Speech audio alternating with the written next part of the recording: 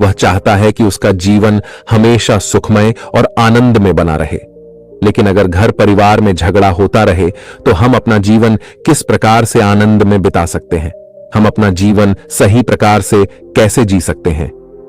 हम इस प्रकार हुए भविष्य को कैसे सुलझा सकते हैं? कभी कभी मन तो यह कहता है कि आज ही संसार को अलविदा कह दे। परिवार के लोग कुछ समझने को तैयार ही नहीं होते। परंतु यदि आप वास्तविकता देखेंगे तो झगड़ा कहां नहीं है। हर जगह पर, हर परिवार में, आपके दफ्तर में, सड़क पर चारों तरफ झगड़े ही तो हो रहे हैं। यदि झगड़ा ना हो, किसी के बीच में किसी के प्रति ईर्ष्या ना हो, मनमुटाव ना हो, किसी के प्रति मतभेद ना हो, तो यह दुनिया शांति की ओर चल पड़ेगी और यह दुनिया स्वर्ग से सुंदर हो जाएगी। लेकिन शायद आपने यह बात तो जरूर सुनी होगी कि जहां पर दो बर्तन होते हैं वहां पर आवाज जरूर होती है। परंतु यहां पर वास्तविकता कुछ और ही है। हम मनुष्य भले ही एक साथ ना हो, किंतु यदि हम अकेले भी होंगे तब भी आवाज जरूर करते हैं। अब आपके मन में यह प्रश्न उठ रहा होगा कि भला यह कैसी बात है? भला अकेला मनुष्य आवाज कैसे कर सकता है? आपने देखा होगा कि अक्सर ही यदि कोई व्यक्ति अकेला भी हो तब भी वह अपने आप ही बड़बड़ाता रहता है। वह अपने आप से ही झगड़ता रहता है, अपने आप को ही कोसता रहता है, अपने आप को ही मनाता रहता है। और वह इसलिए क्योंकि यह दुविधा, यह संशय और यह मतभेद आपके मन में ही चल रहा है। इसलिए मेरी एक बात हमेशा याद रखिएगा, झगड़ा कहीं बाहर नहीं बल्कि वह हमारे साथ ही है, हमारे मन में चल रहा है। और जैसा कि आपने कई बार सुना होगा कि जैसा हमारे भीतर की दुनिया होती है, ठीक वैसी ही दुनिया हमें बाहर भी नजर आती है। और जब यह बाहर आता है तब आपके सामने आपको कोई ऐसा मिल जाता है जो पहले से ही अपने आप से झगड़ रहा होता है। और ऐसी अवस्था में जब आप दोनों मिलते हैं तो समाधान नहीं बल्कि समस्या खड़ी हो जाती है। और जब दो लोग ऐसे मिल जाते हैं तो वह समस्या छोटी होने की बजाय और भी विकराल रूप ले लेती है। और फिर उसके बाद क्या क्रोध, बवाल, मारपीट और न जाने क्या क्या।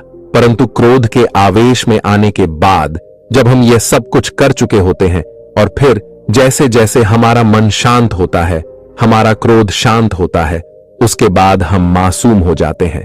हमारे मन में एक प्रकार का एहसास जाग उठता है। तब हमें अपनी गलतियों का एहसास होता है और हमें प्रतीत होता है कि हमने ऐसा क्यों किया, मुझे ऐसा नहीं करना चाहिए था, चाहे कुछ भी हो, यह मैंने गलत किया। मैं ऐसा नहीं कहता, सभी के साथ होता है।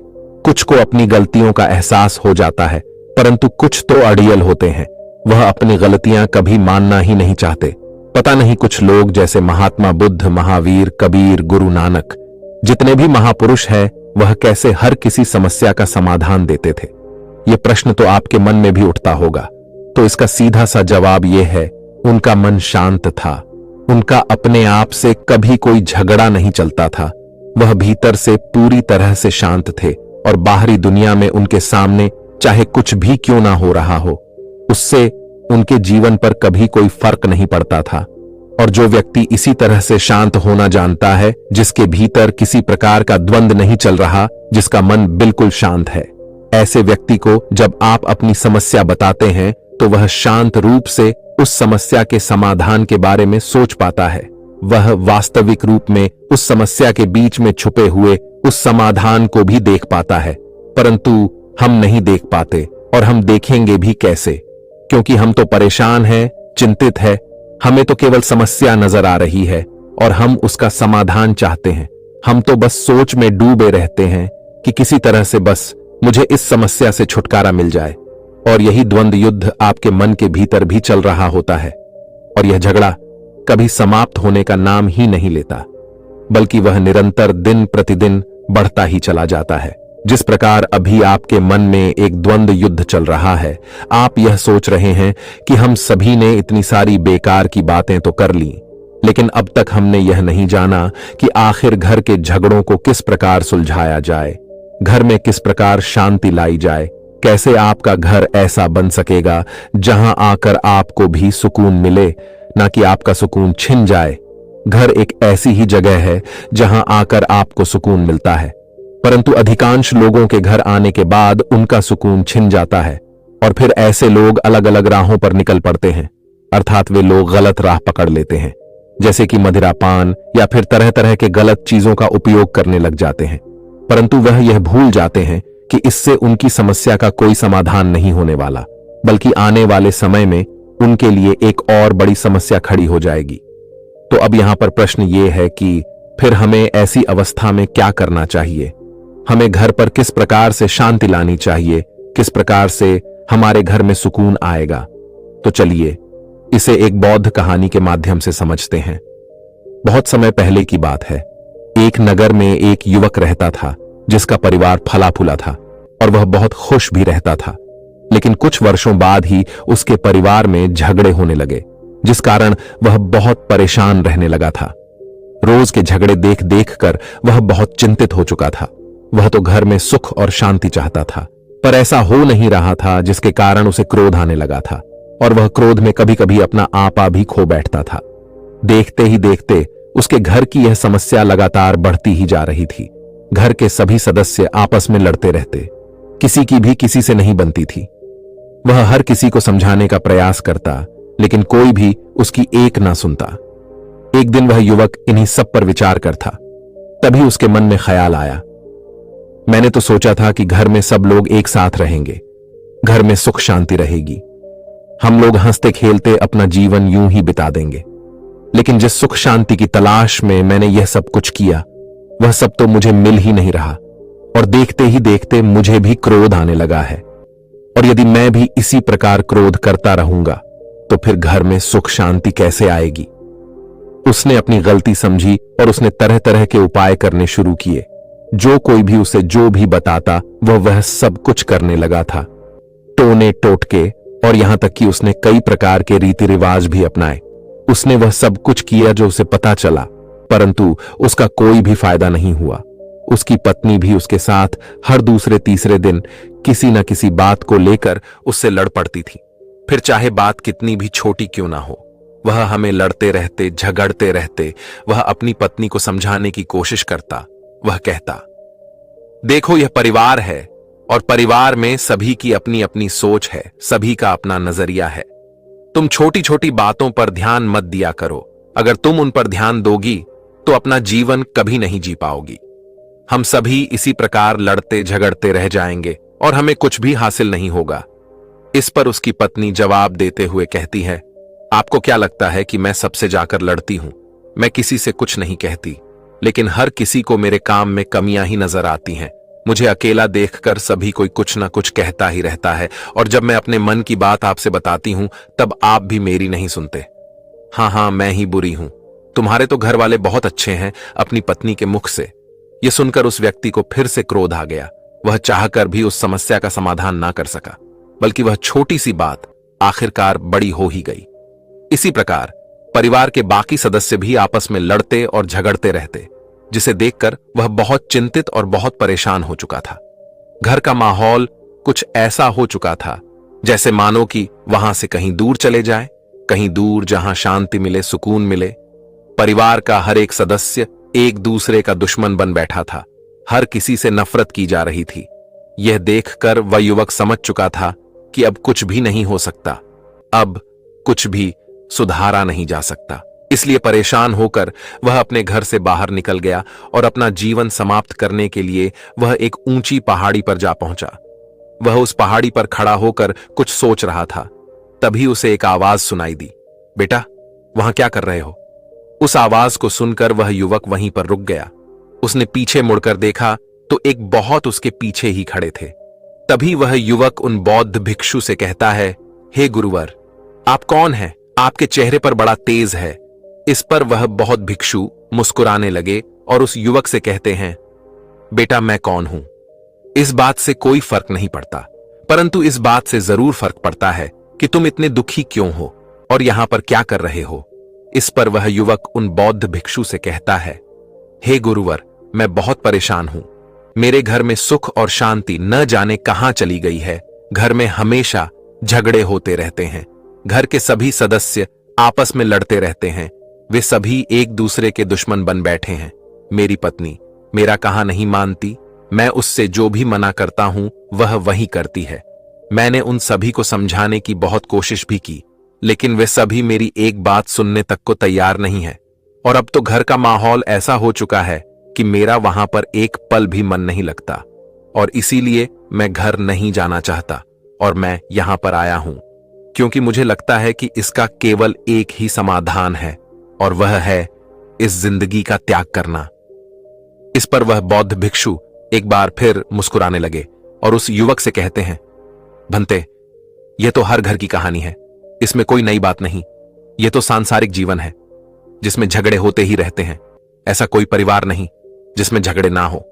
यह सब तो होना स्वाभाविक है, क्योंकि सांसारिक जीवन में किसी के पास इतनी समझ और इतना धैर्य नहीं है कि वह कोई भी बात बर्दाश्त कर सके, तो झगड़े तो अवश्य ही होंगे।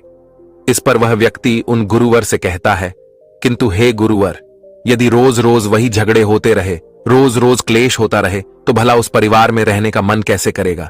वहां पर कोई व्यक्ति कैसे जीवित रह सकता है? इससे तो अच्छा होगा कि मैं मौत को ही गले लगा लूं, कम से कम उसके बाद मुझे शांति तो मिलेगी। इस पर वह बौद्ध भिक्षु उस युवक से कहते हैं, भंते, तुम तो बड़ी जल्दी हार मान गए। क्या तुमने अपनी समस्या का समाधान करने की कोशिश की है? इस पर वह युवक जवाब देते हुए कहता है, हे गुरुवर, मैंने बहुत कोशिश की, अपने परिवार वालों को लाख समझाया, किंतु वे सभी मेरी बात मानने को तैयार ही नहीं। अब बताइए मैं क्या करूं? इस पर वह गुरुवर उस युवक से कहते हैं, भंते, तुम्हारी समस्या का समाधान मैं तुम्हें दे सकता हूं, किंतु जैसा मैं तुम्हें कहूंगा, क्या तुम वैसा करने के लिए तैयार हो? इस पर वह युवक उन गुरुवर से कहता है, हे गुरुवर, आप जैसा कहेंगे मैं वो सब करने के लिए तैयार हूं, कृपया करके मुझे इसका समाधान बताएं। तभी उन बौद्ध भिक्षु ने पास ही में पड़ी हुई एक लकड़ी का टुकड़ा उठाया और उसे एक तरफ से जला दिया। उसके बाद उन बौद्ध भिक्षु ने उस व्यक्ति के हाथ में एक दूसरा लकड़ी का टुकड़ा थमाया और कहा, इस लकड़ी के एक सिरे को जलाओ। उस व्यक्ति ने उन बौद्ध भिक्षु की बात मानी और उसने भी उस लकड़ी के एक सिरे को जला दिया। इसके बाद वो बौद्ध भिक्षु उस व्यक्ति से कहते हैं, भंते, अब तुम अपनी जलती हुई लकड़ी से मेरी जलती हुई लकड़ी को बुझाने का प्रयास करो। अगर तुम इसमें कामयाब हो गए तो मैं तुम्हें तुम्हारी समस्या का समाधान दे दूंगा। व्यक्ति ने उन गुरुवर की बात मानी। उसने एक जलती हुई लकड़ी से दूसरी जलती हुई लकड़ी को बुझाने का प्रयास किया, परंतु वह उसे बुझा ना सका, बल्कि जब वह दोनों लकड़ी आपस में मिल गई तो वे दोनों लकड़ियां और भी तेज जलने लगी। फिर भी उस व्यक्ति ने हार नहीं मानी। वह लगातार उन्हें बुझाने की कोशिश करता रहा, लेकिन वह उस आग को बुझा न सका और देखते ही देखते वो दोनों लकड़ियां जलकर राख हो गईं। इस पर वह बौद्ध भिक्षु उस युवक से कहते हैं, भंते, कोई बात नहीं, मैं तुम्हें दूसरा मौका देता हूं। इतना कहकर उन्होंने पास में पड़ी हुई एक और लकड़ी का टुकड़ा उठाया और उसे एक तरफ से जला दिया और एक दूसरी लकड़ी उस व्यक्ति के हाथ में थमाते हुए उससे कहते हैं, भंते, इसे मत जलाना। जब तुम्हारी लकड़ी जली नहीं होगी तो तुम मेरी इस जलती हुई लकड़ी को आसानी से बुझा सकते हो, और यदि तुमने ऐसा कर लिया तो मैं तुम्हें तुम्हारी समस्या का समाधान अवश्य दे दूंगा। उस व्यक्ति ने उन गुरुवर की बात मान ली। उसने उन गुरुवर की जलती हुई लकड़ी की आग को अपनी लकड़ी से बुझाने की कोशिश की, परंतु अब की बार भी वह उस आग को बुझा ना सका, बल्कि जैसे ही वह सूखी लकड़ी उस आग वाली लकड़ी की चपेट में आई, वह भी जलने लगी और अंत में देखते ही देखते वह दोनों लकड़ियां जलकर राख हो गईं। यह देखकर वह व्यक्ति बड़ा निराश हो गया। उसे समझ नहीं आ रहा था कि आखिर वह उस आग को किस प्रकार बुझाए। वह मन ही मन समझ चुका था कि अब उसे उसकी समस्या का समाधान नहीं मिलेगा, जिस कारण वह बिल्कुल भी नीरस हो गया। आंखों में आंसू लिए वह उस लकड़ी को देखता ही रह गया। इस पर वह बौद्ध भिक्षु मुस्कुराने लगे और उस युवक से कहते हैं, भंते, निराश मत हो, मैं तुम्हें तीसरा मौका देता हूं। इतना कहकर उन गुरुवर ने एक और लकड़ी का टुकड़ा उठाया और उसे एक तरफ से जला दिया। गुरु के हाथों में जो लकड़ी थी वह जल रही थी। इस पर उन गुरुवर ने उस युवक से कहा, भंते, अब तुम मेरी इस जलती हुई लकड़ी की आंख बुझाने की कोशिश करो। अब की बार यदि तुमने इस आग को बुझा दिया तो मैं तुम्हें तुम्हारी समस्या का समाधान दे दूंगा, और इस बार मैं तुमसे यह नहीं कहने वाला कि तुम इसे केवल एक लकड़ी के माध्यम से ही बुझाओ। इस बार यह तुम्हारे हाथों में, तुम जैसे भी चाहो इस लकड़ी की आग को बुझा सकते हो। यह सुनकर वह युवक बहुत खुश हुआ। वह भागा भागा गया और पास ही के तालाब से कुछ पानी भरकर लाया और उसने उस पानी को उस लकड़ी पर गिरा दिया। देखते ही देखते लकड़ी की आग पूरी तरह से बुझ गई। यह देखकर उन गुरुवर ने वो लकड़ी हाथों में ली और फिर उसे जमीन पर रख दिया और चुपचाप बिना कुछ कहे वहां से जाने लगे। इस पर वह युवक समझ नहीं पाया कि आखिर क्या हुआ। तभी वह उन गुरुवर को आवाज देते हुए कहता है, हे गुरुवर, आप कहां जा रहे हैं? आपने तो मुझे मेरी समस्या का समाधान दिया ही नहीं। इस पर वो बौद्ध भिक्षु उस व्यक्ति से कहते हैं, भंते, मैंने तुम्हें तुम्हारी समस्या का समाधान दे दिया है, क्या अभी तक तुम्हें वह नहीं मिला? इस पर वह युवक कहता है, हे गुरुवर, आप मेरा मजाक क्यों उड़ा रहे हैं? अभी तक तो आपने मुझसे कुछ भी नहीं कहा, तो फिर आपने मुझे मेरी समस्या का समाधान कब बता दिया? इस पर वह बौद्ध भिक्षु उस युवक से कहते हैं, भंते, ध्यान से सुनो और समझने का प्रयास करो। जब मैंने पहली लकड़ी को जलाया और तुमने उसे दूसरी जलती हुई लकड़ी से बुझाने की कोशिश की थी, तो दोनों लकड़ियां और अधिक तेजी से जलने लगी थीं और बहुत ही जल्द वह जलकर राख भी हो गई। ठीक इसी प्रकार से यदि हम घर के झगड़ों को सुलझाने की कोशिश नहीं कर रहे हैं, तो इसका मतलब यह हुआ कि आग दोनों ही तरफ से जल रही है, और जब तक यह आग दोनों तरफ से जलती रहेगी तब तक वह झगड़ा कभी समाप्त नहीं होने वाला, बल्कि वह और भी तेजी से बढ़ता ही चला जाएगा, और यह तब तक बढ़ता रहेगा जब तक कि झगड़ा करने वाले ही समाप्त ना हो जाए। आगे वह गुरुवर उस युवक से कहते हैं, भंते, दूसरी बार जब मेरी लकड़ी जल रही थी और तुमने अपनी लकड़ी से उसे बुझाने की कोशिश की थी, तब थोड़ी देर बाद ही तुम्हारी लकड़ी भी जलने लगी थी। हां, यह बात और है कि उसे जलने में थोड़ा अधिक समय लगा, किंतु कुछ देर बाद वे दोनों भी जलकर पूरी तरह से राख हो गई।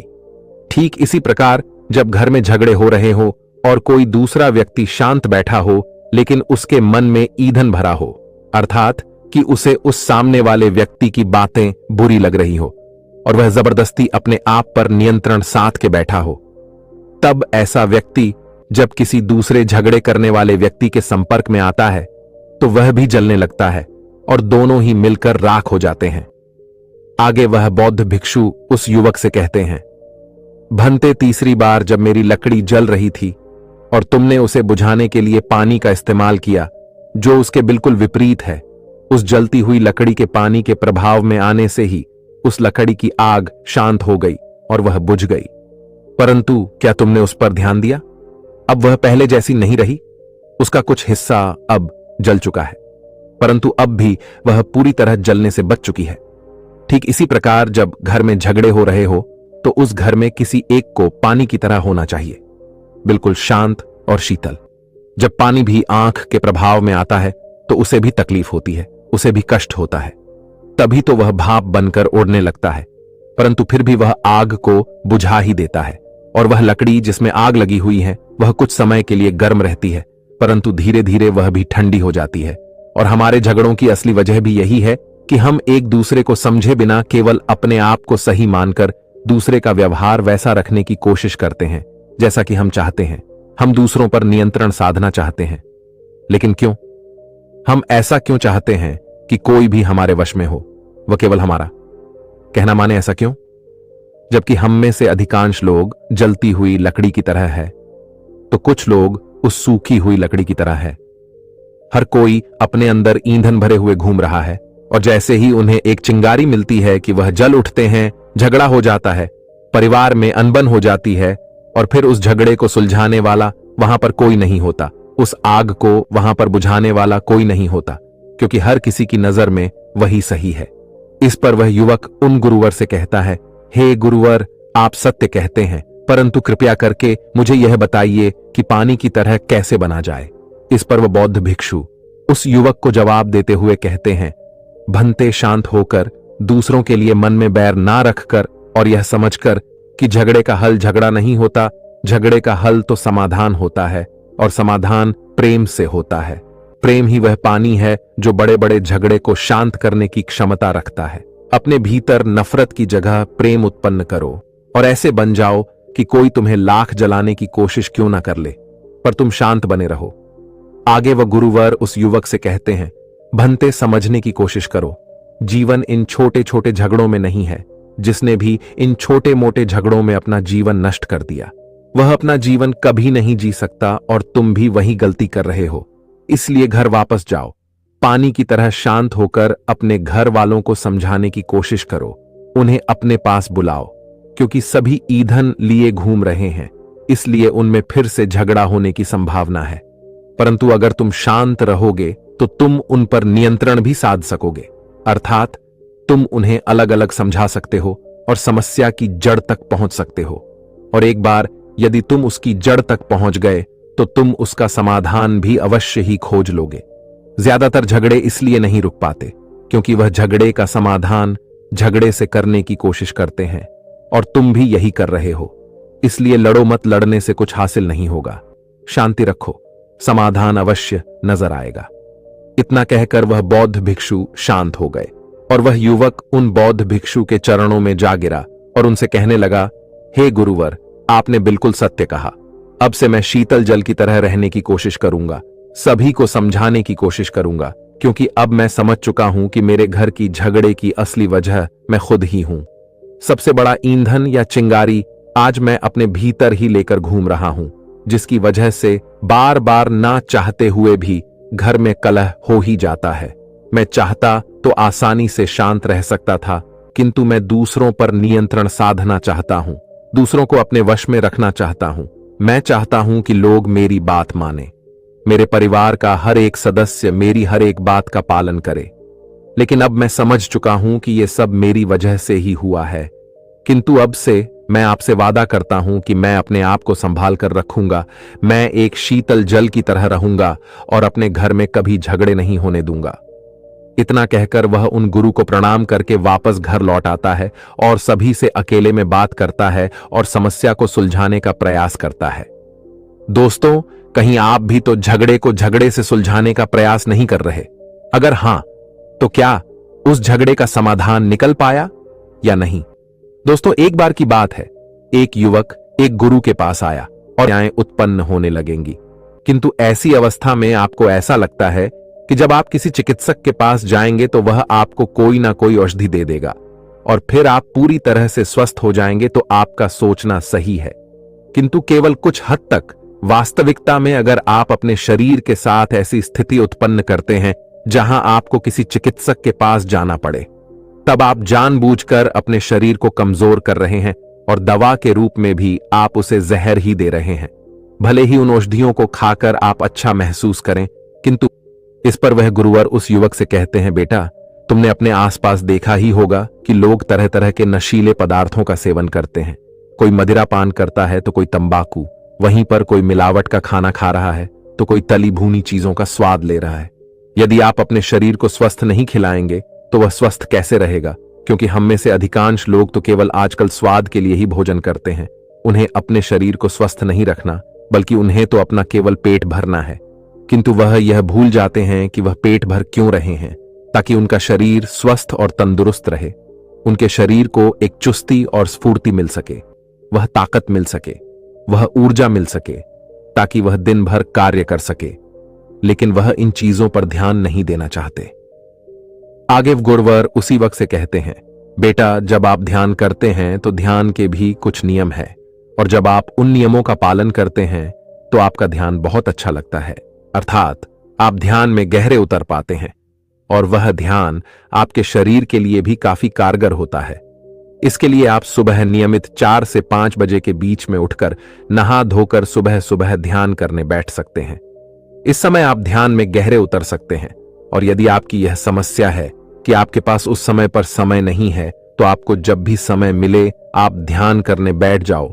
जब आप नियमित इसका पालन करोगे तो आप ध्यान में गहरे उतरना सीख जाओगे। किंतु यहां पर एक बात और ध्यान रखने वाली है, ध्यान करने से पहले या तो आपका पेट खाली हो या आपने 1 घंटा पहले ही खाना खा लिया हो, और उसी के साथ आपको हर रोज प्रतिदिन ठीक उसी समय पर नियम अनुसार ध्यान करना आवश्यक है। आगे गुरु उस युवक से कहते हैं, मान लो कि तुम किसी दिन बहुत देर से उठे, समय देखकर तुम्हें बहुत बुरा लगा और तुम उसी दुखी मन के साथ ध्यान करने बैठ गए। तब आपको ध्यान में बहुत कठिनाई होगी, आप चाहकर भी ध्यान नहीं लगा पाओगे इस पर। वह युवक उन गुरुवर से कहता है, हे गुरुवर, किंतु ध्यान तो हम मस्तिष्क से करते हैं, इसमें हमारे शरीर का क्या लेना देना? इस पर वह गुरुवर उस युवक से कहते हैं, बेटा तुमने सही कहा, ध्यान मानसिक स्तर पर ही किया जाता है, परंतु इसकी शुरुआत हमारे शरीर से होती है। सबसे पहले आपको अपने शरीर पर ध्यान देना है, शरीर के हर एक अंगों को महसूस करना है, उन पर ध्यान केंद्रित करना है और धीरे धीरे इसे अपने चित्त पर लाना है। अर्थात जब आप ध्यान करने बैठते हैं तो सबसे पहला कार्य आपके चित्त को शांत करना ही है, और चित्त तभी शांत हो सकता है जब आप एकांत में हो जाए, क्योंकि ध्यान एकांत पैदा करता है। में चिंता नहीं होती तो शरीर की व्यवस्था भी सही बनी रहती है। ध्यान को समझने वाला और ध्यान को करने वाला व्यक्ति अल्प आहारी होता है, अर्थात वह हमेशा अपनी भूख से कम भोजन करता है, और वह स्वास्थ्य के लिए नहीं बल्कि अपने शरीर को शक्ति प्रदान करने के लिए भोजन करता है।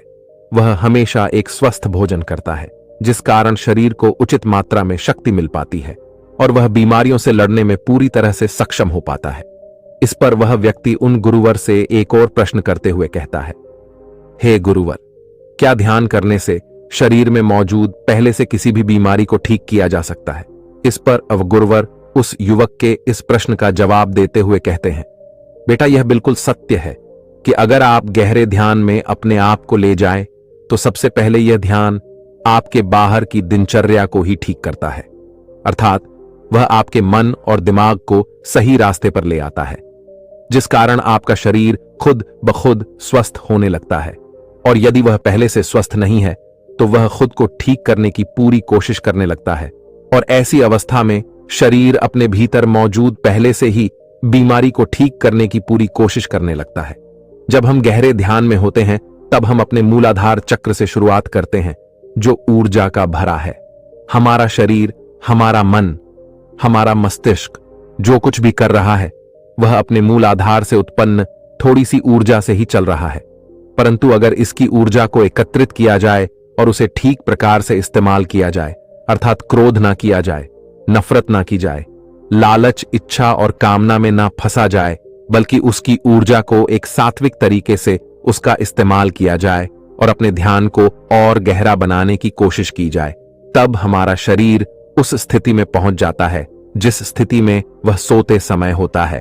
और भले ही हमारा शरीर उस समय उस स्थिति में केवल छोटे से समय के लिए होता है, परंतु वह खुद को भयंकर से भयंकर बीमारी से लड़ने के लिए तैयार कर पाता है। नींद से वह समय बहुत छोटा सा होता है, परंतु ध्यान में ऊर्जा भी बहुत अधिक होती है और वह समय भी अधिक ही होता है। और ऐसी अवस्था में शरीर को अपने आप को ठीक करने के लिए बहुत अधिक समय भी मिल पाता है, और ऐसी अवस्था में शरीर अपनी बड़ी से बड़ी बीमारी को ठीक करने में पूरी तरह से सक्षम हो पाता है। इस पर वह युवक उन गुरुवर से कहता है, हे गुरुवर, तो इसका अर्थ क्या हुआ? यानी कि मेरे शरीर में जो भी बीमारियां हैं, यदि मैं उसे ठीक करने के लिए ध्यान करूं तो मेरा शरीर ठीक हो जाएगा। इस पर वह गुरुवर उस युवक से कहते हैं, बेटा ध्यान के कुछ नियम हैं। मान लो जो भी तुम्हें बीमारी है और तुम ये सुन लेते हो कि ध्यान करने से हम अपनी बीमारियों को ठीक कर सकते हैं, हमारा शरीर पूरी तरह से स्वस्थ हो सकता है, तब ऐसी अवस्था में जब तुम ध्यान करने बैठोगे तो तुम्हारा सारा ध्यान बीमारी की ओर ही होगा, और ऐसी अवस्था में तुम्हारा ध्यान गहरा नहीं हो पाएगा और ना ही तुम्हारा चित्त शांत हो पाएगा। तुम्हारा तो ध्यान केवल अपनी बीमारी को ठीक करने में ही लगा रहेगा, और ऐसी स्थिति में तुम्हारी बीमारी के कारण तुम तनावग्रस्त होने लगोगे, चिंताग्रस्त होने लगोगे। ऐसी अवस्था में ना तो तुम ध्यान कर पाओगे और ना ही अपनी बीमारी को ठीक कर पाओगे, बल्कि ऐसी अवस्था में तुम अपनी बीमारी को और भी बढ़ा लोगे, क्योंकि ध्यान का असली मतलब शून्यता होती है। यहां कोई लालच नहीं, यहां किसी प्रकार का कोई स्वार्थ नहीं होता। और जब आप ऐसे गहरे ध्यान में उतर सकते हैं और उस यात्रा को शुरू कर सकते हैं जो खुद को खोजने में की जाती है, तो आप मन पर काबू कर सकते हैं, इंद्रियों को नियंत्रण कर सकते हैं, कम से कम अपने मूलाधार चक्र से ऊपर उठ सकते हैं। और ऐसी अवस्था में आपका शरीर खुद को किसी भी गंभीर से गंभीर बीमारी से बाहर निकालने में आपकी मदद करता है। किंतु यदि आप किसी गंभीर बीमारी से पहले से ही परेशान हैं और आपका सारा ध्यान केवल उस पर ही रहता है, तब ऐसे समय पर ध्यान करना बहुत कठिन हो सकता है। इसलिए हमें सबसे पहले यह ध्यान करना चाहिए कि ध्यान ना भी करें तो भी चलेगा, परंतु अपने शरीर का पूरा ध्यान हमें रखना चाहिए। केवल स्वाद करने के लिए भोजन ना करें, बल्कि अपने शरीर को अच्छा और स्वस्थ खाना खिलाएं, जिससे वह